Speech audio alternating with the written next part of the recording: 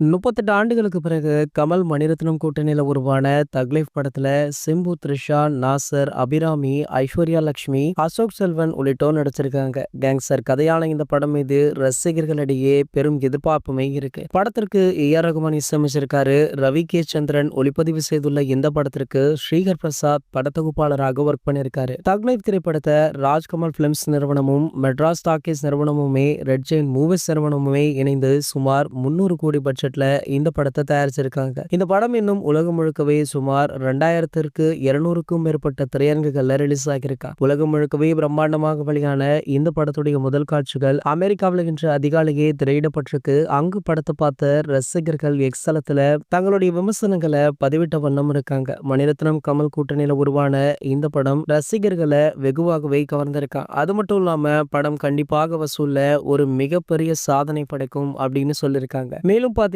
கமல் அவர்கள் ஒரு சில இடங்கள்ல சண்டை காட்சிகளாக இருக்கட்டும், காமெடி காட்சிகளாக இருக்கட்டும், நம்ம விண்வெளி நாயகன் அவர்கள் அனைத்திலுமே பின்னி படல் எடுத்திருக்காராம். சிம்பு அவர்கள் தரமான கம்பேக் கொடுத்துள்ளதாக சொல்லப்படுது. தக்லை திரைப்படம் ஒரு பிளாக் பூஸ்டர் வெற்றி அப்படின்னு தொடர்ந்து ரசிகர்கள் சோசியல் மீடியாக்கள்ல போஸ்ட் பண்ணிட்டும் இருக்காங்க. ரசிகர்களை தாண்டி பல செலிபிரிட்டிஸுமே இந்த படத்தை பார்த்துட்டு அவங்களுடைய கருத்துக்களை சமூக வலைதளங்கள்ல பதிவிடுறாங்க. அந்த வகையில பாத்தீங்கன்னா தற்போது இந்த திரைப்படத்தை நம்ம அஜித் சார் அவர்கள் வெளிநாடுகள்ல பார்த்திருக்காரு. அதாவது பார்த்தது மட்டும் இல்லாம தங்களை படக்குழுவிற்கு போன் போட்டு வாழ்த்துக்களையுமே தெரிவிச்சிருக்காரு. இது போன்ற சினிமா செய்திகளை பத்தி நீங்க உடனே தெரிஞ்சுக்க நம்மளுடைய அஜித் 360 சேனலை மறக்காம சப்ஸ்கிரைப் பண்ணிக்கோங்க.